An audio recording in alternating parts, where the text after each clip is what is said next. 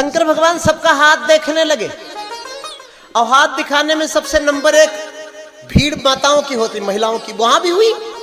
कोई आई बोली महाराज मेरे पति चाहे 3 लाख रुपया महीना कमाए, लेकिन जब किसी से मिलेंगी हमसे मिले महाराज कुछ काम धाम नहीं करते, पता नहीं कितना काम धाम चाहिए, सदा अपनी कोई चिंता नहीं, या तो पति के बारे में या तो बेटे के बारे में, बहू के बारे में। एक आई हाथ दिखाई, बोली महाराज बहुत बड़ी समस्या है, ये बहू जब से आई है तब से बेटे को मेरे छीन लिया है और मेरे से बहुत लड़ती है, सबसे बड़ा रोना यही। शंकर भगवान बोले जाओ तुम भी उससे लड़ा करो, समस्या खत्म हो जाएगी। हाथ देखते देखते काकभुसुंडी बोले बाबा 7वां दिन है बिना भोजन पानी किए, और आप हाथ देखो, अब तो मैं अपने पर्वत पर जा रहा हूं, अपने आश्रम जा रहा हूं। शंकर भगवान बोले देख देख वो पीली पीली रेशमी साड़ी पहन करके जो दासी आ रही है ना, वो मुझे बुलाने ही तो आ रही है। काकभुसुंडी बोले 5 दिन से तुम्हारी कलाकारी देख रहा हूं, कोई पीला पीला कपड़ा पहन कर आता है, तुम कह रहे हो कि तुमको बुलाने आ रहा है, सब्जी लेने चला जाता है। हाँ, किसी को कहते हो ये मुझे बुलाने आ रहा है तो बाजार की तरफ चला जाता है, रोज का काम। शंकर भगवान बोले काकभुसुंडी यदि इस दासी ने मुझे नहीं बुलाया ना तो मैं चला चलूंगा। दासी आई, बोली बाबा जय शिव शंकर। काकभुसुंडी बोले तेरे नाम का इतना बड़ा भौकाल और प्रचार है, तू बता क्यों नहीं देता कि मैं ही शंकर हूं?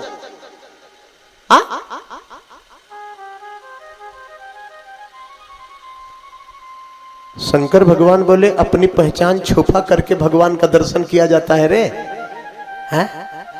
न कि 1100 रुपया देके वीआईपी गेट से। भगवान के दरबार में वीआईपी गेट? ये वीआईपी गेट क्या है जी, क्या है? भगवान के दरबार में तुम वीआईपी बनकर गए हो 1100 रुपया देके, बेईमानी करके।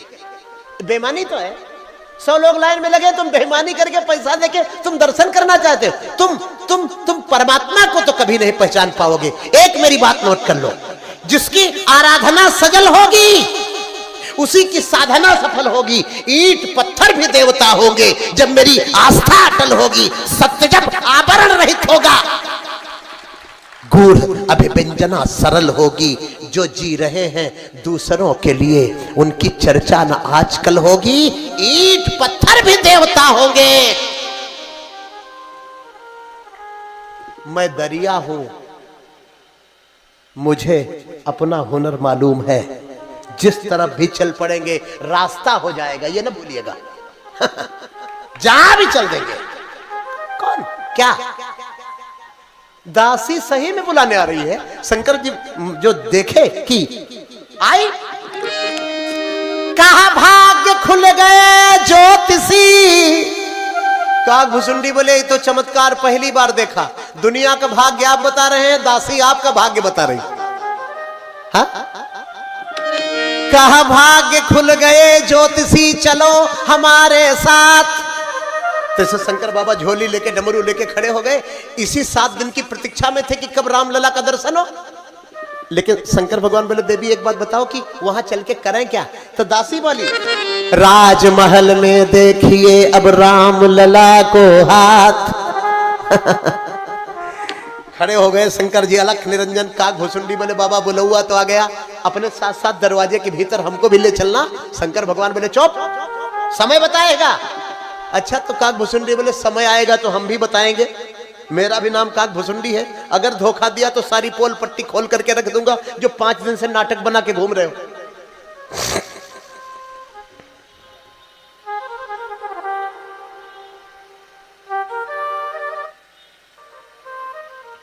आगे आगे दासी, पीछे पीछे शंकर जी, उनके पीछे काले काले काकभुसुंडी रघुनाथ के महल की तरफ धीरे धीरे चले जा रहे हैं। दासी पीछे घूम घूम के बार बार देख रही है ये काला काला लड़का कौन है। बाबा के साथ बिल्कुल जच नहीं रहा, पूछ ही बैठी बाबा ये लड़का कौन है?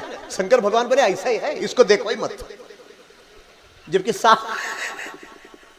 7 दिन से भूखा प्यासा बेचारा पीछे पीछे लगा है। काकभुसुंडी ने शंकर भगवान का चद्दर पकड़ के घसीटा, सारी पोल पट्टी खोल के रख दूंगा। ये जो ज्योतिषी कभी मदारी कभी कुछ है? ये तो वही वाला हाल हुआ। एक जगह रामलीला हो रही थी तो रावण के मरने का दिन था। राम जी जो बने थे वो मंडली के मालिक ही थे। वो किसी तरह बेचारे सोच रहे थे रावण मर जाता, राम जी बाण मारे, रावण पकड़े, पट्ट से तोड़े, सीना तान के खड़ा हो जाए।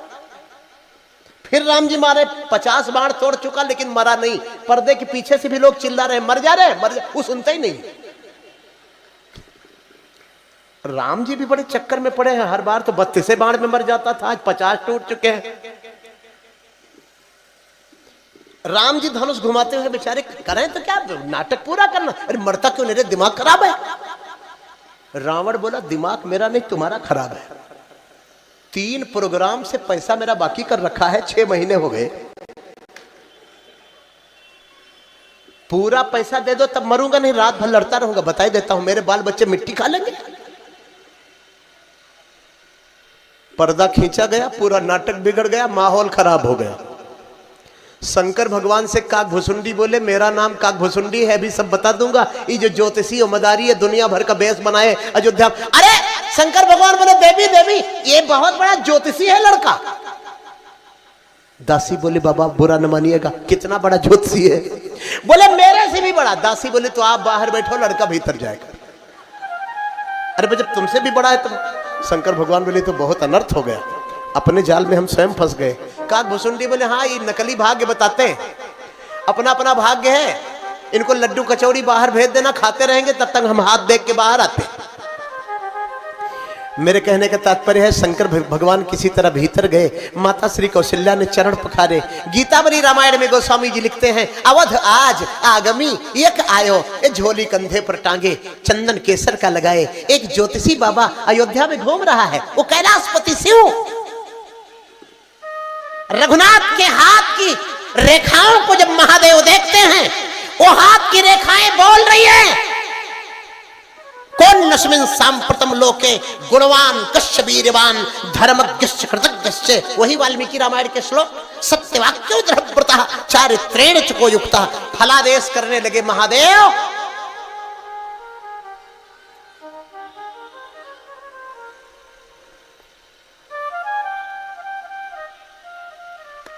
माता तेरे बालक के जैसा गुणवान इस पृथ्वी लोक में कोई बालक नहीं है। रघुनाथ का हाथ पकड़ा है भगवान शंकर ने, और तेरे बालक के जैसा रूपवान, तेरे बालक के जैसा धर्मज्ञ, तेरे बालक के जैसा कृतज्ञ। और माता बार बार ब्राह्मणों के द्वारा अपमानित किए जाने के बाद भी ये ब्राह्मणों पर संतों पर कभी क्रोध नहीं करेगा। शत्रु इसकी पीठ नहीं देख पाएगा, अब परस्त्री इसकी डीठ नहीं देख पाएगी। ये 2 चीज इसका कोई ले नहीं सकता। एक छंद सुनाता हूं। राम जी ने सब दान दे दिया लेकिन 2 दान नहीं दिया किसी को। 2 चीजें राम जी से कोई ले ही नहीं पाया। ये छंद 4 पंक्ति का बड़ा कीमती है। कि दरस सुख दीने प्रभु मनु सतरूपा कहूं, अपरस सुख दीने मुनि पत्नी बेचारी को, अशिशु सुख दीने कौशलपुर वासिन कहूं, अपत्नी सुख दीने मिथिलेश की दुलारी को, मित्र सुख दीने कपिराज सुग्रीव कहूं, अपुत्र सुख दीने अंजनेय ब्रह्मचारी को, और सर्वदान दीने पर दान दो न दीने राम। एक तो शत्रु को न पीठ और ना तो डीठ पर नारी को, सर्वदान दीने पर दान दो न दीने राम। माता ये आपका बालक शत्रु को पीठ नहीं दिखाएगा और पर स्त्री को आंख नहीं दिखाएगा। माता तब तक याद आ गया कि वो लड़का बाहर बैठा है, कुछ बता दिया तो अभी चारों तरफ भीड़ हो जाएगी। तो बोले माता आपके बालक के हाथ की रेखाएं बड़ी पतली पतली हैं, मेरे साथ में एक बालक भी है वो रेखाएं देखता है। अरे मैया कौशल्या बोली जल्दी बुलाओ जल्दी बुलाओ जल्दी। काक भुसुंडी आए, राम जी का चरण पकड़ के मस्तक से लगाया और पैरों की रेखा देखने लगे। बोले मैया इसमें 14 बरस का वनवास लिखा है। शंकर बोले चुप चुप चुप चुप। ये माहौल बड़े मेहनत से बनाया, तू बाहर ही बैठा अच्छा लगता था है। कौशल्या मैया बोली बाबा बच्चे हृदय के सच्चे होते हैं, बच्चा जो कुछ बोला है उसमें सच्चाई है। शंकर भगवान बोले सच्चाई तो है माता, लेकिन वो बाबा जो बक्सर वाले आएंगे ना, इस आपके बेटे को लेकर के जाएंगे, रास्ते में 14 मील का जंगल पड़ेगा। उसी को 14 साल बोल रहा है, मैंने बात बदल दिया। हाँ वही वाली बात हो गई कि एक गांव में एक बहुत नामी वैद्य जी थे, एक गांव का लड़का गया, बोले बाबा हमको भी शिष्य बना लो। वैद्य जी ने उसको शिष्य बना लिया। एक बार वैद्य जी किसी कार्यक्रम में जा रहे थे तो लड़के से बोले भैया कोई मरीज आए तो उसके घर जाके नाड़ी वाड़ी देख आना, हम आएंगे तो संभाल लेंगे। लड़का बोला आप भी गजब करते हो गुरुजी, हम कुछ जानते होते नहीं, हम बतावेंगे क्या? बोले देखो मैं ट्रिक बताता हूं तुमको, जो चिन्ह दिखाई पड़े, जो निशानी दिखाई पड़े, जैसे आलू का छिलका पड़ा हो तो ये कह देना कि मरीज, जजमान तेरा मरीज आलू ज्यादा खा गया इसलिए बीमार पड़ गया। कटहल का छिलका पड़ा हो तो कटहल बता देना, भिंडी के डंठल पड़े हो तो भिंडी ही बोल, मैंने कुछ बोल देना, तब तक हम आके संभाल लेंगे। एक दिन सही में एक मरीज आ गया तो लड़का कुछ जानता तो था नहीं, आता जाता कुछ था नहीं, गया तो अगल बगल नाड़ी पकड़े हैं, बगल बगल देखे कुछ मिले ना आलू का छिलका मिला, ना कटहल का छिलका मिला, ना कोई भिंडी का डंठल मिला। ऊंट की काठी रखी थी वो दिखाई पड़ गई, ऊंट की पीठ पे जो कसी जाती है। अब लड़का बोला लाओ यही बता देते हैं, जो होगा सो देखा जाएगा। अरे बोला जजमान बहुत बुरा हो गया, आपका मरीज तो पूरा ऊंट ही खा गया। घर वाले बोले वैद्य है कि पागल है, ऊंट तो चरने गया है। तब तक वैद्य जी आ गए। घर वाले बोले बाबा कैसे चेले को भेज दे रहे हो, ये कह रहा है कि ऊंट खा गए। वैद्य जी बोले तुम समझ नहीं पाते हो, मेरा चेला तुतला के बोलता है, सोंठ को ऊंट कहता है। सोंठ खिलाया था क्या? बोले हाँ हम लोग सोंठ ज्यादा खिला दे। अरे बोले वही तो शंकर भगवान ने संभाल लिया। माता श्री कौशल्या परात में असरफी भर के लाई, बाबा तुच्छ भेंट महल की तरफ से, और आदेश करें महाराज आश्रम बनाना है तो जमीन ले, गौशाला खोलना है तो गाय ले। शंकर भगवान बोले मैं त्यागी हूं। हालांकि हमारे देश के महात्मा गौशाला के लिए, आश्रम के लिए आप जैसे लोगों से ही मांगते थे, सबसे नहीं।